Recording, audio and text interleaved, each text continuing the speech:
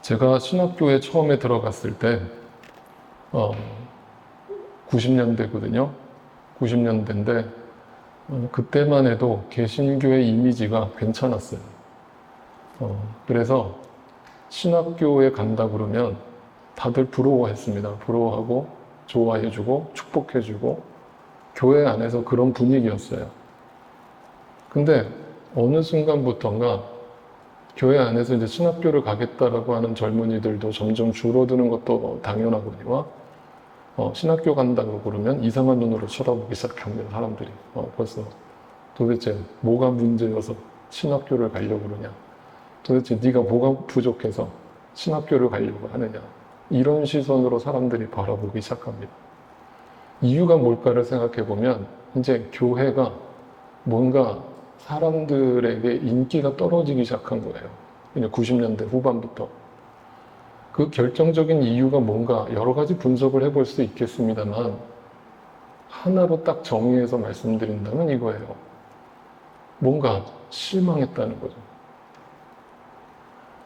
그동안 이 한국 기독교뿐만 아니라 전 세계 기독교가 엄청난 역사를 써왔는데 그 역사 속에서 하나님의 놀라운 부흥도 경험하고 축복도 경험하고 정말 온갖 경험들을 했습니다. 그런데 지금 남아있는 교회의 모습을 보면 뭔가 사람들이 실망하고 내가 듣던, 내가 알던 기독교가 과연 이런 것이었냐라는 생각을 사람들이 하기 시작하더라는 거예요. 그래서 여러분 아시다시피 현재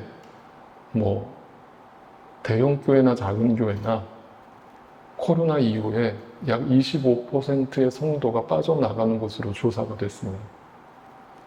25%면 엄청난 숫자예요. 그럼 그 성도들이 다 어디로 갔느냐? 안 믿는 사람이 됐느냐? 그건 또 아니에요. 그분들이 스스로를 자기를 뭐라고 부르냐면 가나안 성도라고 부르기 시작합니다. 가나안이 무슨 뜻이라고 했어요? 뒤집어서 얘기하면 안 나가. 그러니까 교회는 안 나가. 근데 하나님은 믿을 거예요.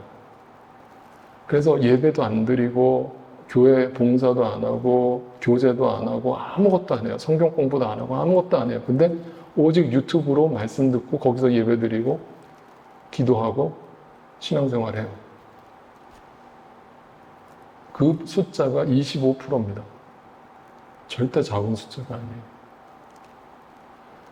그리고 지금 대부분의 교회들이 전도가 막혀 있다라고 다 하소연을 합니다. 그 말의 뜻은 뭐냐면 더 이상 교회가 세례나 침례를 주는 숫자가 현저하게 줄어들고 그 말은 즉슨 불신자가 전도돼서 교회로 들어오는 확률이 현저하게 떨어졌다는 거예요.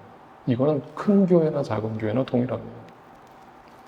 그러면 오늘날 이 시대에 어느 교회가 부흥했다라는 말을 한다는 것은 엄연히 따지면 부흥이 아니에요. 왜 그래요?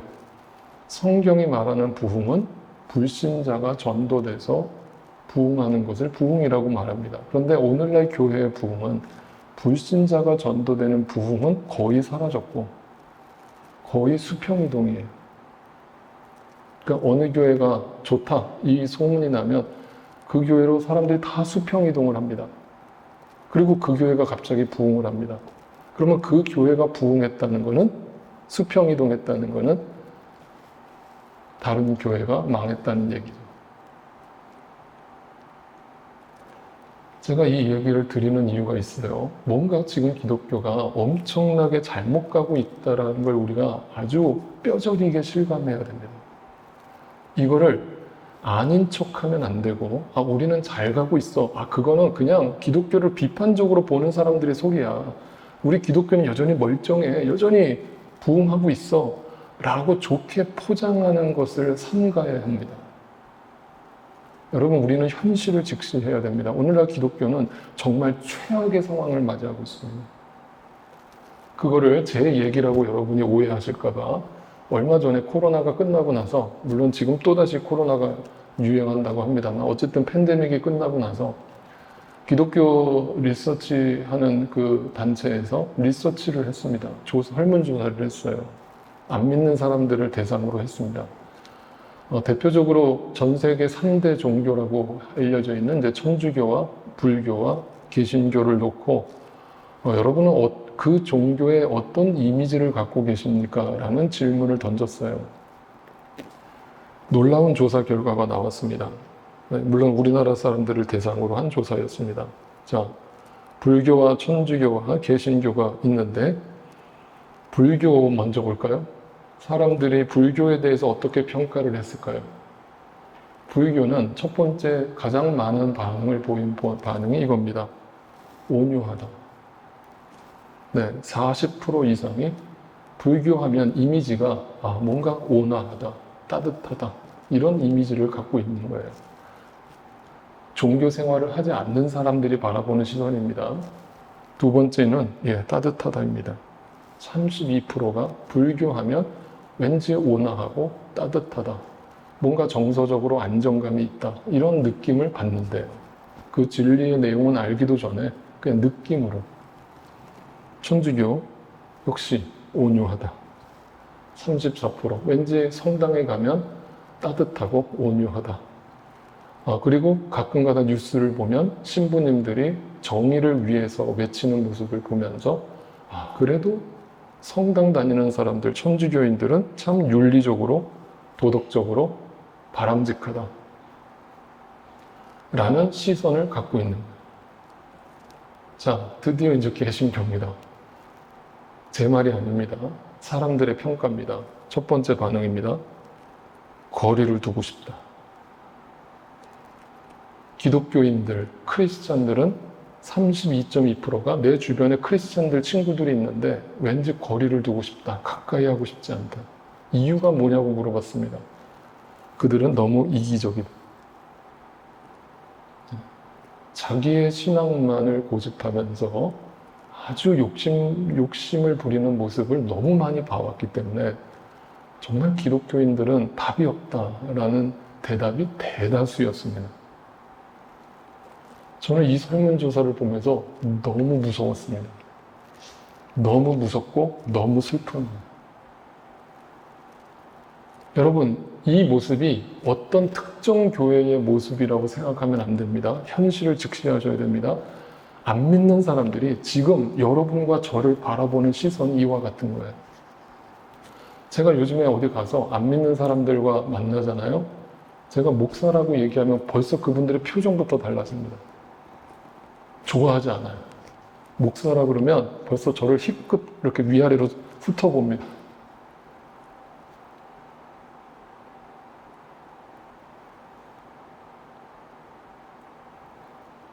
제가 오늘 설교를 시작하면서 이 현실을 직시하게 되는 이유를 좀 여러분 아주 뼈 아프게 들여다보실 수 있기를 바라요. 혹시 이 모습이 지금 여전히 나의 모습은 아닌가? 내 주변 이웃들과 친구들이 나를 그렇게 바라보고 있는 것은 아닌가?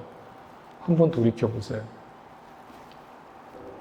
여러분, 에베소서에 보면 아주 유명한 구절 하나가 등장합니다. 에베소서 5장 18절 말씀입니다. 다 알고 있는 구절이죠.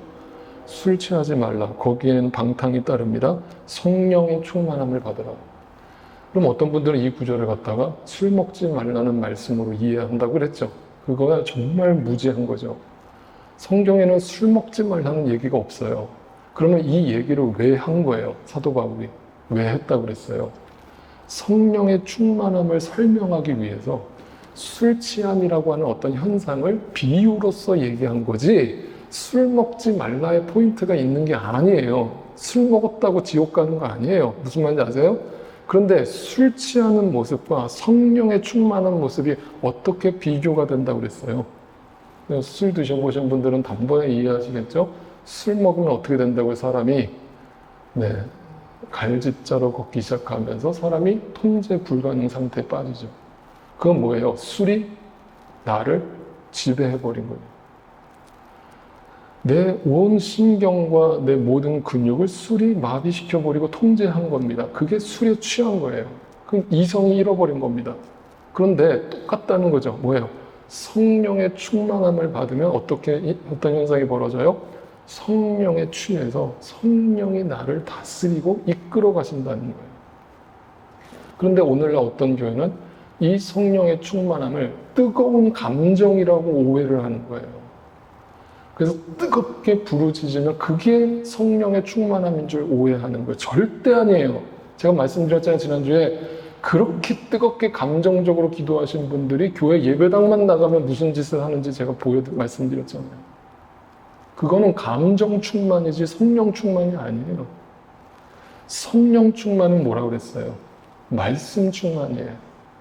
말씀 충만이 뭐예요? 말씀이 나를 지배하는 거예요. 말씀이 나를 지배하면 말씀의 가치관으로 살게 되어 있어요. 말씀 속에서 말씀의 기준과 말씀이 인도하는 대로 살게 되어 있어요. 그런데 술 취하는 사람은 한마디로 뭐예요? 내가 하고 싶은 대로 하는 거예요. 내가 살고 싶은 대로 사는 겁니다. 내 안에 내가 원하는 내 욕구가 있는데 그 욕구를 마음껏 표출하면서 사는 거예요. 누가요? 안 믿는 사람이요? 아니요, 크리스찬. 크리스찬이 됐다라고 입으로 떠드는 사람이 자기 멋대로 사는 겁니다. 그게 술 취하는 거예요. 성령의 충만함을 받으면 어떤 일이 벌어져요? 그러면 제가 이렇게 얘기해요. 오늘 설교 제목처럼 술 취한다는 것은 나에게 취했다라는 말과 동일한 말이에요. 그게 뭐예요? 자유예요, 자유. 자유가 성경에서는 좋은 의미로도 쓰이고요, 안 좋은 의미로도 쓰이는데 진리 안에서 너희를 자유케 한다라고 할 때 그 자유는 좋은 의미에서의 자유고, 여기서 말하는 술 취함으로써 얻어지는 자유함은 방탕에 가깝죠. 내 멋대로 하는 거예요. 내 살고 싶은 대로 사는 겁니다. 제가 말씀드렸잖아요. 우리의 죄성은 고무줄 같다고요. 이렇게 길게 고무줄을 늘어뜨렸다가 탁 놔버리면 어떻게 된다고요? 다시 원래 상태로 재빠르게 돌아간다고. 이걸 죄의 탄력성이라고 하는 거예요. 우리는 이 얼마나 쉽게 내 멋대로 살아가려고 노력하는지 몰라요. 조금만 방심하면 내 멋대로 내 술 취함과 자유 속에서 살아가는 거예요. 그러면 성령의 충만은 뭐겠어요? 반대로 복종이에요. 어떤 분들은 이 복종이라는 말 자체를, 오늘날 이 시대를 살고 있는 분들은 되게 거리낌을 갖고 있을지도 모르겠어요. 그래서 오늘날 어떤 번역은 이 복종을 다 순종으로 바꿔버렸어요. 물론 의미상으로는 같아요. 근데 어떤 경우에는 순종이라는 말은 약해요. 그래서 복종이라는 말이 사실 더 성경적인 의미에 더 부합한다라고 저는 생각해요. 왜 복종인 줄 아세요? 성령 하나님께서 우리를 완전히 굴복시키는 거예요. 내가 원하는 내 자유와 내 욕구가 있는데 그걸 성령 하나님께서 꺾어버리시고 내가 원치 아니하는 곳을 끌고 가시는 거예요. 여러분, 그게 신앙생활이에요. 근데 신앙생활을 한다는 크리스찬이 자기 멋대로 자기 욕구를 마음껏 표출하면서 산다? 기복적으로 산다? 크리스찬이 아닌 거예요. 그럼 오늘 세상 사람들이 오늘날 기독교를 왜, 개신교를 이렇게 지탄을 하고 손가락질을 하느냐? 답은 하나예요. 진짜 크리스찬이 없는 거예요. 숫자는 많은데 성령의 다스림을 받는 진짜 크리스찬이 너무 적은 거예요. 여전히 술에 취해서 자기 멋대로 신앙생활하는 사람들이 대다수인 거예요. 그런 사람들이 직분을 받고 그런 사람들이 교회를 운영하고 봉사를 한다고 하니까 안 믿는 사람들이 그런 사람들의 행실과 열매를 보겠죠. 그 사람들의 말을 듣겠죠. 자, 이거를 그림으로 좀 더 쉽게 설명드리죠. 잘 이해하세요, 여러분. 이게 굉장히 중요한 얘기입니다. 신앙생활이란 바로 이겁니다. 자유와 복종의 길에 서 있는 거예요. 그런데 우리는 어느 쪽을 가기를 더 좋아해요? 당연히 자유예요. 내가 하고 싶은 대로 살고 싶어. 그러면 나는 망설임 없이 자유를 향해서 날마다 뛰어가는 거예요. 조금만 방심하면 나는 여기를 향해서 뛰어가는 겁니다. 이걸 뭐라고 해요? 이기적이라고 해요. 여러분, 이기적이라는 말을 오해하지 마세요. 이거 내 거야 하면서 욕심 부리는 사람들만 이기적인 게 아니에요. 얼마든지 겉으로는 거룩하고 선한 척을 하지만 이기적인 삶을 사는 사람들이 있어요. 나밖에 몰라요. 이걸 아까 에베소서에서 술 취했다고 하는 거예요. 그게 뭐예요? 내가 사는 거예요, 여전히. 이게 멸망의 길, 넓은 길이에요. 그러면 이렇게 사는 게 쉬워요? 복종으로 가서 사는 게 쉬워요? 어느 쪽이 쉬워요? 네, 자유, 넓은 길을 가는 게 쉬워요. 이거는 노력하지 않아도 우리는 이 길을 가요. 노력하지 않아도 돼요. 제가 분명히 말씀드려 조금만 방신하면 우리는 이 길을 가요. 그런데 성경이 가르쳐주는 성령의 충만함이란 뭐예요? 반대의 길을 가라는 거예요. 그리스도께 복종하라는 거예요. 그리스도의 말씀 앞에 굴복하라는 거예요. 그럴 때 뭐가 일어나요? 지난주 말씀처럼 그리스도의 사랑을 알게 돼요. 그리스도의 사랑을 알게 되면 비로소 노력해서 나오는 어떤 윤리적 사랑이 아니라 내 안에서 나도 모르게 나오는 이타적 사랑이 가능해져요. 성령의 다스림과 말씀의 다스림 속에서 나오는 변화예요. 그럴 때 우리는 그 속에 저분 속에는 예수가 계시구나 라고 우리는 그 열매를 볼 수 있는 거예요. 그게 좁은 길이에요. 그게 십자가의 길이에요. 많은 분들이 십자가의 길을 가라고 얘기하니까 저기 필리핀이나 이런 그 기독교인들은 매 고난 주간마다 진짜 그 십자가를 지고 막 그 고난의 행군을 막 해요. 제발 그런 짓 좀 안 했으면 좋겠어요. 그런다고 해서 십자가를 지는 게 아니거든요. 예수님이 말씀하신 십자가를 지는 게 뭐예요? 이타적 삶을 사는 거예요. 예수의 삶을 쫓아가는 거예요. 그게 십자가의 길을 걷는 거예요. 반대로 자유와 이기적인 삶과 술 취함의 삶은 뭐예요? 나예요. 나. 그게 우상이에요. 하나님이고 예수고 다 필요 없어. 그냥 내가 원하는 대로 살 거야. 이런 분들을 만날 때 겉으로는 선해 보이고 겉으로는 아주 윤리적으로 보일지는 몰라도 많이 배우고 학식 있고 덕망 있는 사람으로 보일지는 몰라도 5분만 얘기해보면 거기서 내가 튀어나와요. 근데 제가 장담하건대 진짜 크리스천을 만나서 5분만 대화를 해보세요. 그 사람한테서 나가 안 보여요. 안 보입니다. 예수의 사랑이 보여요. 이겁니다. 그러니까 우리는 이 속에서 예수님이 우리에게 말씀 주여 내 뜻대로 마옵시고 날마다 자기 십자가를 지고 나를 쫓으라. 사도 바울은 나는 날마다 죽는다. 다 이런 표현들이 결국은 뭐예요? 복종을 향해서 가는 길인 거예요. 그게 나를 죽이는 일이거든요. 마찬가지예요. 이 삶이 절대 쉽게 나오지 않아요. 그러면 이제 우리는 이 삶 속에서 신앙생활을 하는 건데 이 신앙생활을 하기 위해서 이 안에서 날마다 뭘 하냐면 어느 쪽으로 갈까를 갈등하는 거예요. 날마다 내 안에서 이 갈등이 벌어집니다. 여기로 갈까? 여기로 갈까? 나는 여기가 편해요. 난 이렇게 살기를 원해요. 그런데 내 안에 계신 성령 하나님이 자꾸 딴 길로 가래요. 그러지 마, 네가 죽어. 네가 내려놔. 네가 참아. 라고 얘기하실 때 너무너무 힘들어요. 너무너무 괴로워요. 하고 싶은 말이 여기까지 올라와요. 근데 그걸 삭혀요. 참아요. 기도해요. 사도 바울이 그래서 뭐라고 고백했어요? 내 마음에 또 다른 법이 있어. 자유를 향한 법과 복종을 향한 법이 날마다 내 안에서 맞서 싸우는 거예요. 그러면 이제 이렇게 묻는 거예요. 오늘날 기독교가 기독교다워지려면, 개신교가 개신교다워지려면 어느 쪽으로 많이 가는 사람들이 많이 나와야 돼요? 말할 것도 없죠. 복종을 향해서 걷는 사람들이 많아질 때 언젠가, 물론 저는 그 이미지가 하루아침에 바뀌지는 않을 거라고 생각해요. 왜냐하면 무지한 자들이 훨씬 더 많기 때문이죠.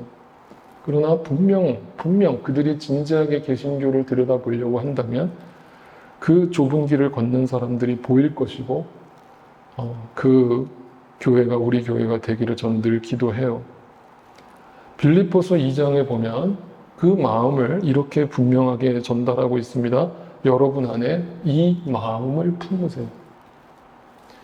예수의 마음입니다. 그 예수의 마음은 자유를 향하는 마음이 아니에요. 왜? 자유를 향하는 마음이 뭐예요? 하나님과 동등함을 당연하게 생각하는 게 내 자유예요. 그죠? 하나님과 동급이 되는 거예요. 그게 뭐예요? 그게 나예요. 내가 하나님인 거예요. 그런데 예수님은 그거를 그렇게 하지 않으시고 어떻게 하셨다고요? 자기를 비웠어요. 나를 버렸어요. 나를 죽였어요. 자기 십자가를 졌어요. 그래서 뭐 어떻게 되셨어요? 말로만 한 게 아니라 실제로 성육신 하셔서 종의 모습으로 낮아지셨어요. 그게 뭐라고요? 그게 사랑이에요. 입으로만 떠드는 사람이 아니라 낮아지는, 실제로 행하는, 그 사람보다 언더스탠드하는 그 모습이 사랑이에요. 그래서 자기를 비워서 종의 모습을 취하시고 사람과 같이 낮아지셨어요. 그는 사람의 모양으로 나타나셔서 자기를 낮추셨어요. 그리고 죽기까지 복종하셨어요. 자유가 아니라 복종을 선택하셨어요. 그로 인해서 십자가에 죽으셨어요. 그게 십자가예요. 십자가예요. 그러니까 십자가는 목에 걸고 다니라고 만든 게 아니고, 차에다가 뒤에다가 스티커 붙이고 다니라고 만든 게 아니고, 내 안에 그 십자가를 새기고 그 십자가의 정신, 예수의 마음을 닮아가라고 우리에게 십자가의 형태를 상징으로 남겨두신 것이죠. 이 삶은 신약에만 이렇게 되어 있는 게 아니에요. 구약에도 보면 믿음의 조상이라고 하는 아브라함을 하나님께서 불러내실 때 그 아브라함이 본토 친척 아비집을 떠났죠. 근데 그 자체만 놓고 보면 마치 아브라함에게 복을 주시려고 불러낸 것처럼 오해할 수 있어요. 그 모습만 딱 보면 기복신앙이 되는 거예요. 아, 우리도 아브라함처럼 복받기 위해서는 하나님 말씀에 순종해서 떠나야 된다. 이렇게 오해될 수 있는 거예요. 그런데 바로 그 다음 구절 창세기 12장의 2절에 보면 하나님이 아브라함을 불러내신 이유를 이렇게 설명하죠. 너는 복을 받을 것이다. 이렇게 설명해. 뭐라고 얘기해요? 복의 근원이에요. 근원이라는 말은 뭐예요? 복의 시작이라는 뜻이잖아요. 그러니까 내가 혼자 복 받고 끝나는 게 기독교가 아니라는 나를 통해서 그 복이 누군가에게 흘러가는 것이, 그게 기독교고 그게 개신교의 정신인 거예요.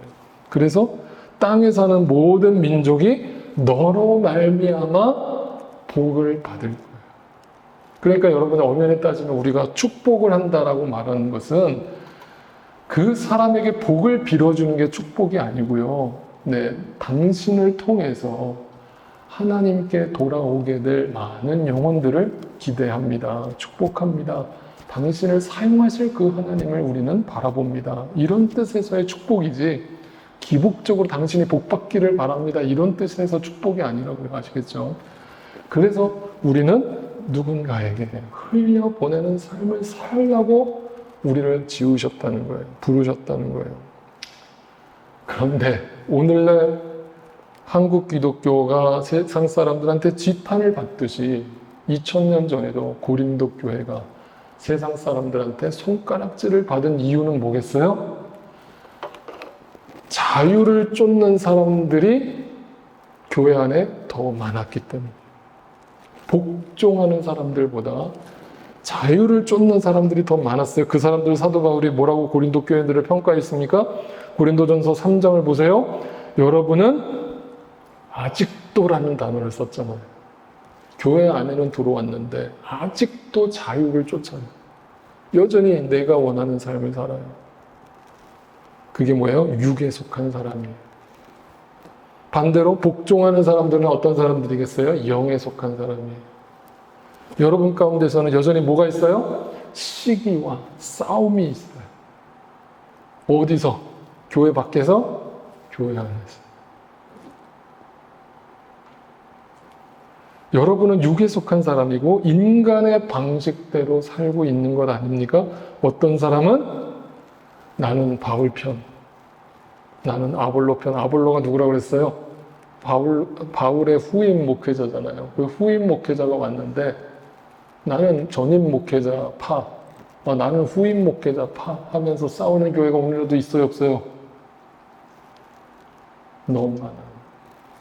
근데 그게 오늘날만의 모습이 아니라는 거예요. 2000년 전에도 동일하게 있었다는 겁니다. 동일하게 있었다는 거예요. 그러면서 사도 바울이 그들을 향해서 칭찬을 합니까? 그래도 은혜와 사랑으로 그들을 용서합니까? 아니에요. 질타를 하죠. 질타를 합니다. 거침없이. 어떻게 아직도 그렇게 믿습니까? 어떻게 그렇게 신앙생활합니까? 그러놓고 어떻게 크리스찬이라고 감히 떠들고 다닙니까? 당신들은 육에 속한 사람입니다 라면서 사도 바울이 교회 안에 있는 성도들 향해서 질타를 하는 거예요. 회개를 촉구합니다. 제대로 알고 믿으라는 얘기잖아요. 자, 이렇게 세게 이야기하는 사도 바울의 모습이 고린도 교인들은 좋아 보였을까요? 안 좋아 보였을까요? 사도 바울을 좋아했을까요? 안 좋아했을까요? 안 좋아했어요. 그래서 지금 사도 바울을 자꾸 딴지 걸어가지고 비판을 하는 거 아닙니까? 고린도 교인들이. 오늘 본문 10장 1절에 그 이유가 이렇게 나오죠. 10장 1절 보세요. 나 바울은 그리스도의 온유하심과 관대하심을 힘입어서 여러분을 권면합니다. 내가 얼굴을 마주 대하고 있을 때는 여러분에게 유순하나 떠나 있을 때는 여러분에게 강경하다고들 합니다. 그러면서 그렇게 강경하게 이야기하는 이유가 뭔가 5절 6절을 봅시다. 하나님을 아는 지식을 가로막는 모든 교만을 쳐부수고, 교만이 뭐예요? 나를 향해서 가는 길이잖아요. 자유, 술 취함, 넓은 길, 내가 편한 길, 내가 좋아하는 길, 그 길을 향해서 내 멋대로 신앙생활하는 성도들을 보면서 그 교만을 쳐부수고 모든 생각을 사로잡아서 어디에 복종시켜요? 그리스도께 복종시키기 위해서 하나님의 말씀을 강경하게 전합니다. 절대 굽힐 생각 없습니다. 여러분 그렇게 믿지 마세요라고 타협하지 않겠다는 거예요. 그러면서 그 사람들을 향해서 뭐라고 12절에 얘기하는가? 이렇게 얘기합니다. 우리는 자기를 내세우는 사람들과 같은 부류가 되려고 하거나 그들과 견주어 보려고 하지 않아요. 교회 안에 두 부류가 있는데 자유를 쫓는 사람들과 복종을 향해 가는 사람들이 두 부류가 나타나는데 자유를 향해 가는 사람들은 자기를 내세워요. 그 사람들이 직분을 받으면 교회가 산으로 가는 거죠. 복종에 이른 사람들이 직분을 받으면 그 교회는 교회다워지는 거예요. 그죠? 목사도 마찬가지고 모든 직분자들이, 모든 섬기는 자들이 어디를 향해 가느냐? 그들과 견주어 보려고 하지 않습니다. 그러나 그들은 자기를 척도로 하여, 언제나 그 기준이 말씀이 척도가 되는 게 아니라 자기가 척도예요. 자기 기분 내키는 대로 하고 싶으면 자기 멋대로 하고, 그렇지 않으면 언제든지 집어치우는 거예요. 자기를 기준으로 하여 자기를 견주어 보고 있으니 어리석기 짝이 없습니다. 어떻게 그렇게 신앙생활을 오래 했는데도 불구하고 여전히 자기밖에 모릅니까? 여전히 사람들에게, 주변 안 믿는 사람들에게 가까이 하기 싫다, 저 사람들은 너무 이기적이다라는 평가를 들으면서 사십니까? 그러면서 우리의 자랑거리가 있다는 거예요. 그 우리의 유일한 자랑은 더 이상 내가 아니고 누구를 자랑하라는 거예요? 예수 그리스도를 자랑하는 거예요. 그래서 자랑하려는 사람은 오직 주님 안에서, 다시 말하면 주님을 자랑하세요. 더 이상 좀 안 믿는 사람들하고 만나서 얘기할 때 내 자랑 늘어놓는 거에다 시간 쓰지 마시고 거기서 나도 모르게 묻어 나오는 예수를 자랑하고 하나님을 자랑하고 예수 믿는 사람들을 자랑하고, 자기를 내세우는 사람이 아니라 주님께서 내세워주는 사람을 하나님께서 인정받는 사람이다. 칭찬받는 사람이다. 우리 모두는 다 자기를 드러내는 사람이 아니라 하나님께서 인정해 주시는 그런 칭찬받는 종들이 다 되시기를 주님의 이름으로 축복합니다. 그래서 갈라디아서에서 사도 바울이 뭐라고 유명한 구절했죠? 다 암송하고 있는 구절이 바로 이래서 중요한 거예요. 이겁니다. 같이 한번 읽어요. 시작. 그런데 내게는 우리 주 예수 그리스도의 십자가 밖에는 자랑할 것이 아무것도 없습니다. 그리스도로 말미암아 내 쪽에서 보면 세상이 죽었고 세상 쪽에서 보면 내가 죽었기 때문에, 내가 죽어서 복종했기 때문에 십자가 밖에는 자랑할 게 없어요. 십자가가 뭐라고요? 사랑이라고. 사랑. 그리스도의 사랑, 은혜, 참. 그것밖에는 내세울 게 없는 거예요. 자랑할 게 없는 겁니다. 예수님께서 우리에게 마지막으로 명령하신 그 명령이 뭡니까? 제자들을 모아놓고 손수 그 발을 씻기면서 제자들에게 뭐라고 얘기하셨습니까? 이렇게 말씀하셨죠? 이제 나는 너희에게 새 계명을 준다. 서로 사랑하여라. 내가 너희를 사랑한 것 같이. 뭐가 전제예요? 예수님의 사랑을 체험하지 않고서는, 경험하지 않고서는 절대 그 새 계명에 이를 수 없다는 거예요. 노력해서 나오지 않는다는 거예요. 내 사랑을, 내가 너의 발을 씻기는 것을 경험하라는 거예요. 그 사랑을 경험했다면 십자가의 의미를 알게 된 것이고, 그걸 알게 되었다면 이제부터 너는 어떻게 살아야 되겠니? 서로 사랑해라. 너희가 서로 사랑하면, 입으로 떠들면 아니고 너희가 서로 사랑하면 비로소 안 믿는 사람들이 너희가 내 제자인 줄 알게 될 것이다. 오늘날 개신교가 만약 이런 모습으로 비춰지고 있다면 예수님의 말씀을 정면으로 반박하고 있는 거예요. 우리는 예수님의 말씀을 지금 요만큼도 이해 못하고 있는 거예요. 그래놓고 교회 안에서 막 고래고래 소리를 지르면서 기도하면 그게 은혜 받은 건 줄 알고, 아니에요. 그게 성령 충만 아니에요. 말씀의 다스림을 받으셔서 여러분의 신앙이 깊어지면 깊어질수록, 세월이 지나가면 지나갈수록 여러분 안에서 예수의 모습이 비춰져야 돼요. 비춰져야 돼요. 여러분의 말과 행실을 돌아보세요. 나는 과연 세상 사람들에게 이렇게 비춰지고 있는 것은 아닌가? 라고 나 스스로를 돌이켜보실 수 있기를 바라요.